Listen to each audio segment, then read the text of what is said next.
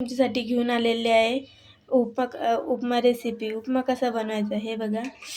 मी त्यासाठी एक कांदा घेतलेला आहे आणि 5 मिरच्या घेतलेल्या आहे आणि एक टमाटर घेतलेले आहे आणि 8-9-10-12 मी शेंगदाणे घेतलेले आहे आणि हे बघा अर्धा काटा मी लसूण घेतलेला आहे. 1 वाटी मी रवा घेतलेला आहे आणि आता हा भाजून घेऊया. 1 उकळी मी तेल टाकलेलं आहे रवा भाजायसाठी. हे बघा आणि रवा टाकूया.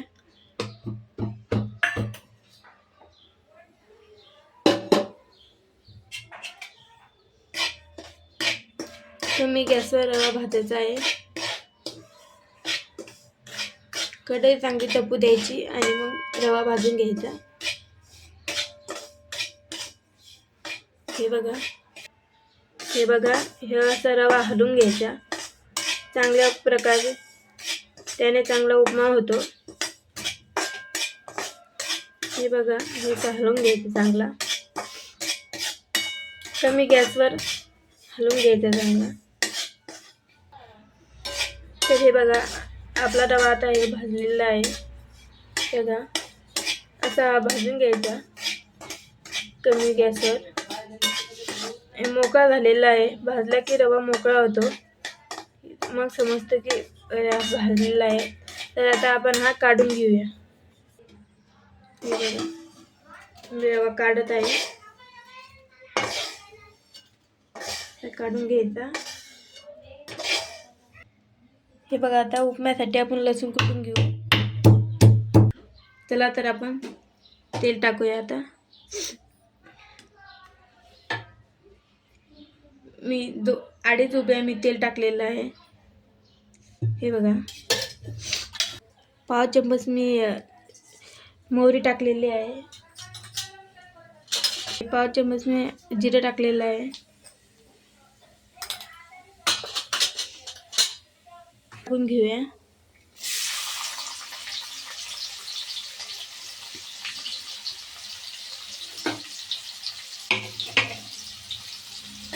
कांदा चांगला तळून घेऊ.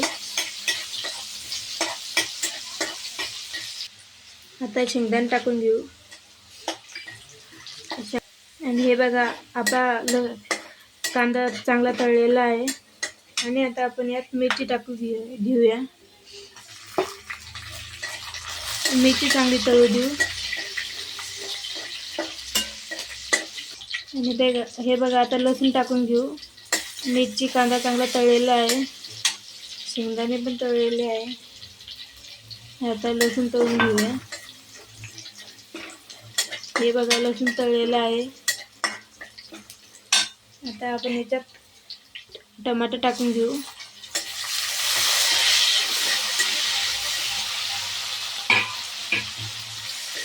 टमाटर चांगलं तळू द्यायचं. लवकर होण्यासाठी आपण त्यात थोडं मीठ टाकूया.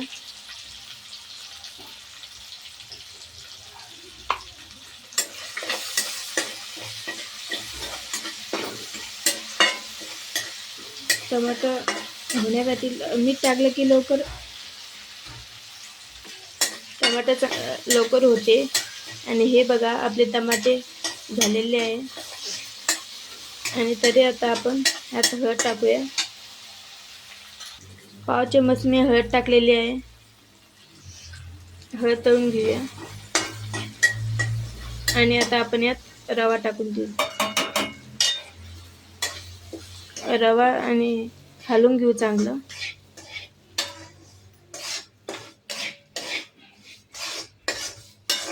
हे बघा असं हलवून घ्यायचं.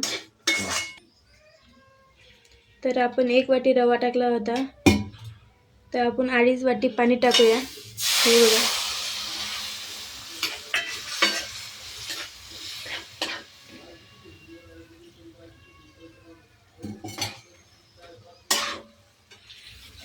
दोन.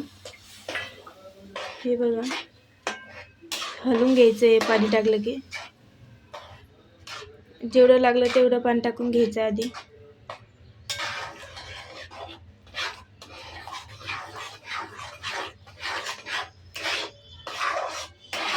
हे बघा, हे घट्ट झालेलं आहे.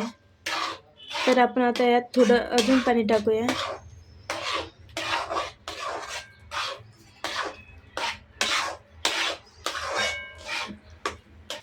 हे बघा, अजून मी पाणी टाकत आहे.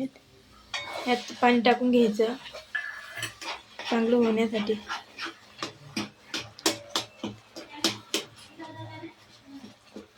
तर हलवून घ्यायचं हे चांगलं.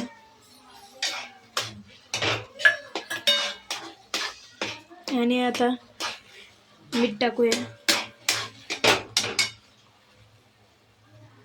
चवीसाठी मी अर्धा चम्मच मीठ टाकलेलं आहे. आणि आता उपम्यात आपण कोथिंबीर टाकून घेऊया. हे बघा, कोथिंबीर टाकून हे हलवून घ्यायचं.